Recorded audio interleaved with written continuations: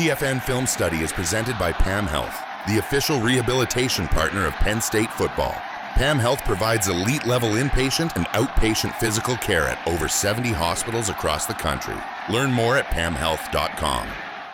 Welcome back to another TFN Film Study brought to you by PAM Health. So throughout the offseason and through spring practices, you guys have heard me talk about the differences in coaching philosophies between Penn State's old offensive line coach and my former offensive line coach, Philip Trautwein, versus Penn State's new offensive line coach, Ryan Clanton. And through getting to go to a couple different spring practices, one thing was clear to me is that Clanton is changing how this offensive line operates in pass pro. Before, they were kind of doing the old school Philip Trautwein technique where he taught two-hand punch in pass pro. Well, Ryan Clanton's changing that, and he is a big independent hand striker where the hands are moving independent of themselves. And this is kind of a newer age technique. You're starting to see a lot more people use this. And if you don't know what that means, don't worry. We're going to dive into the film, and I'm going to dissect two-hand punch, the pros, the cons, and then we're going to dive into independent hands and show you all the little things that you can do with this new school technique. Now, one thing I do want to mention before we get into this, it's not super black and white. Like a lot of coaches, like you're going to see guys on this offensive line this coming year for Ryan Clanton use a two-hand punch. I think the biggest thing is when a coach teaches something one way. So Philip Trautwein like the two-hand punch, Ryan Clanton like the independent hands.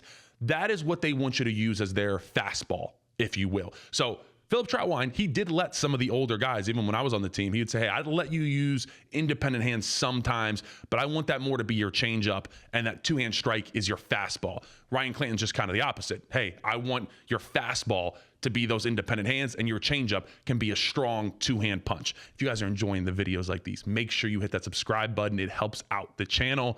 Without further ado, let's roll the tape. All right, we're going to start out with the pros and the cons of the two-hand punch. And we're going to be looking at Anthony Donkoh here against Clemson. And these are the reps that you see a two-hand punch and you really like it, where, boom, both hands come out. They hit the defensive end. He does a good job. He's able to anchor and kind of widen him upfield here, completely shut down as a rusher. Now, the one thing I want you to notice about the two-hand punch is that the hands are always going to be in unison. You see how this hand's up right here, this hand's up right here. They are both up. They are together. When Donkoh goes to pull them both away, he pulls them both away together. So once again, everything working in unison, okay? Now he goes to fire them, and guess what? Boom, they both fire and hit 44 right in his chest and his shoulder pads, and so you're able to sit down. So really nice rep there that shows two-hand punches, how they're always together. Now, quickly, let's talk about a con on the other side, the con of the two-hand punch. One really big one, especially for younger guys, is that they lean. So if you watch Egan Boyer right here, when he goes to throw this punch, he goes from being upright in a good position, and watch the lean. Watch the head duck down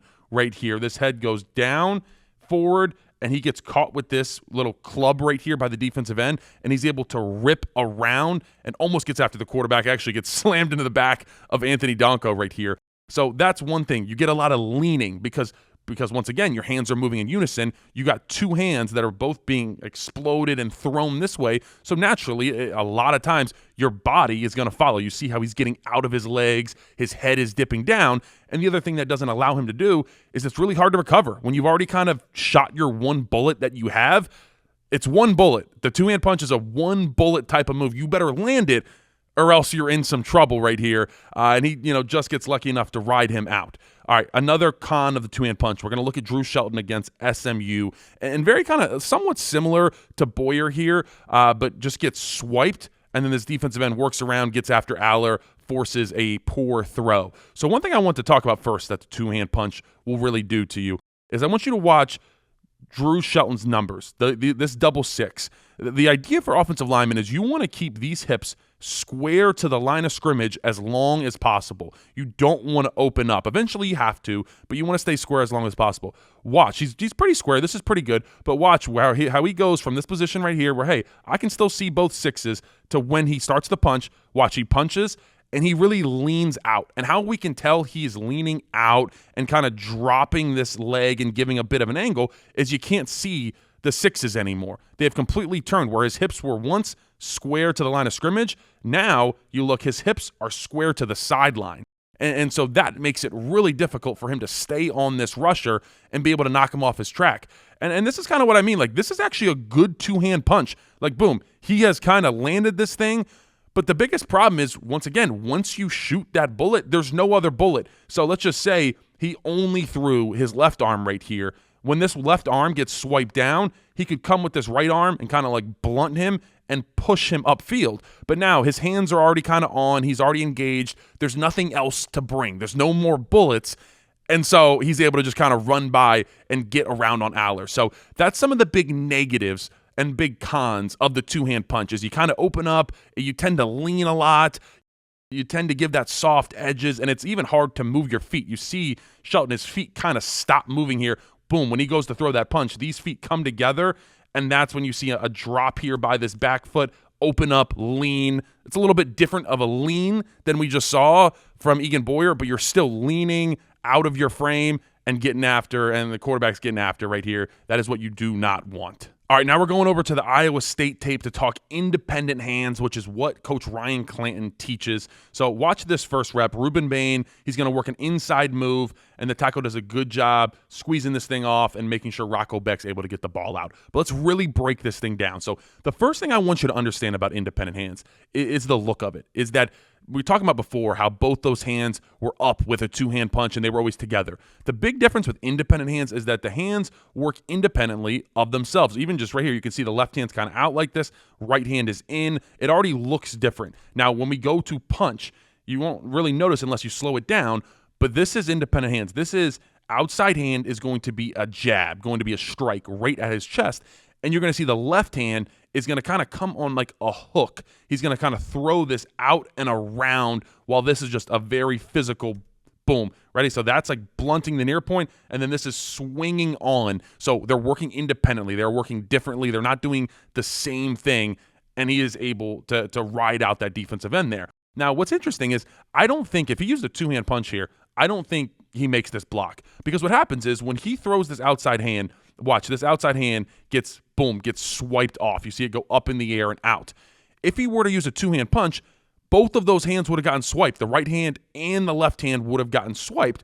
But what happened is because he went with that inside hand, this left hand, independent hand, he went with a hook, it wasn't able to be swiped because his hands weren't together. They were working independently, and that really saved him. That allowed him to kind of get this arm around him. Now, it's not pretty, but you're going against the best defensive end in all of college football, and then he's able to get this right hand kind of back on his hip and just kind of wash him down a little bit. So I thought that independent hands allowed him to win this rep. Now, the other thing that kind of falls underneath the independent hand family tree, if you will, is this right here. This is what we call a drag hand. And because his hands are working independently, he can do this. A drag hand is for stunts. So he has this drag hand to feel if this defensive tackle were to try to come to pick him and then Ruben Bain loop over the top, he has this hand out here to feel anything coming so then he can turn, address it, and the offensive line can start to sort things out. So it's another thing, and it's a new age thing, that what we call the drag hand, because so many of these defensive linemen are running stunts nowadays so much more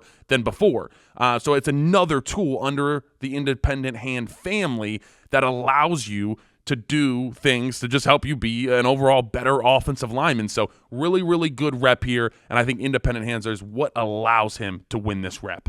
All right, continuing on with independent hands, same game going against Ruben Bain, and there's a lot going on this rep. Ruben Bain wins this one, gets around, edges him, and gets home to Rocco Becht, who throws up a beautiful touchdown pass. Let's slowly break this one down. So the first thing you're going to see is this outside hand moving, then inside hand comes, then throws the outside hand again. So let's slow this down. What is this? Because a lot of people are probably asking, hey, he's not even close to Ruben Bain here. Why is he throwing this outside hand? Well, this is what we call flash technique. He knows he's not going to land this. What he's trying to do is mess with Ruben Bain and his timing and get him to kind of just react to something that isn't even close to landing. So that's why he goes, outside hand, then kind of fakes the inside hand, then comes back with the outside hand. And the number one thing I want you to notice about this is, once again, the hands are moving incredibly independent of each other. They're one is down, one is up, and then boom, now one is up, one is down, and then once again we come with that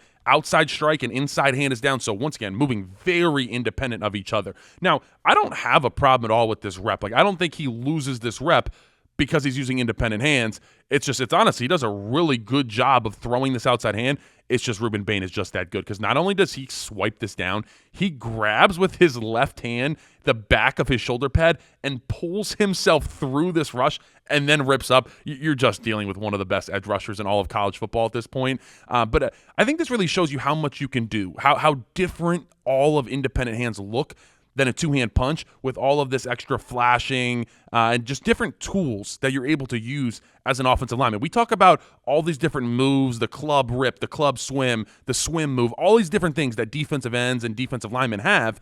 Well, offensive linemen are starting to develop more tools, and that's really coming from independent hands in clips like this one. FTV Film Study is presented by PAM Health, the official rehabilitation partner of Penn State Football. PAM Health provides elite-level inpatient and outpatient physical rehabilitation at over 70 hospitals across the country. We strive to make a meaningful impact in the lives of our patients by facilitating extraordinary outcomes and quality results in a compassionate and caring environment. Learn more at pamhealth.com. All right, still talking the same matchup here with Ruben Bain using independent hands. And I really, really like this rep right here. It looks pretty similar to the last one.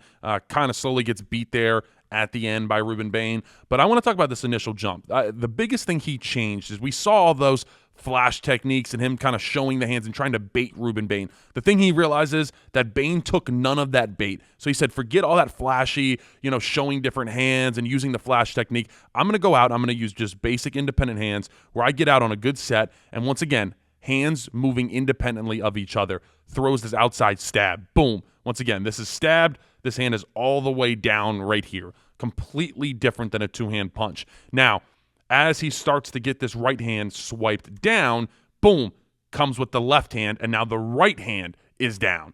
So I really like this because he now completely resets, and then boom, now we're just getting two hands in, trying to sit down on this thing. And once again, Ruben Bain is just that good. He slips by him and almost gets home. But this is just a perfect description, basically, of the independent hands, where I'm going, boom, strike outside. Okay, and this shows why. If I had two hands on right here, once again, as he swipes his outside hand, Bain would be swiping both hands. But because he used this tackle, used independent hands, and you can see it, as this arm is getting swiped down, he is now able to come with that inside hand and kind of just throw him over a little bit. Boom, create that space again because his hands are moving independently, and allows him to basically just reset. So this is what I mean. When I was talking earlier about only having one bullet as a two-hand puncher, that's the complete opposite as an independent hand puncher. You have multiple bullets. You're really able to kind of reload throughout. Hey, that's one bullet right there, but guess what? Here's my second bullet. Boom, coming in, helping widen this thing, and then sit down on it. So really, really nice rep right there. Now, I think some people might say, hey, Landon, I'm a little bit worried about the fact that these older guys learn the two-hand punch under Trout. Is it going to be hard for them to adjust? My answer would be not really, because Trout did allow the older guys to use independent hands. He just didn't want it to be their main thing, be their fastball. He still wanted the two-hand punch to be their fastball. But right here, you're going to see Anthony Donkoh actually using independent hands really nicely. So the first thing he does is he kind of has a little bit of that flash technique, that bait hand where it's out and then he pulls it away, and you kind of see it triggered 44 to start to kind of work a move a little bit, and now 44 has to kind of reset.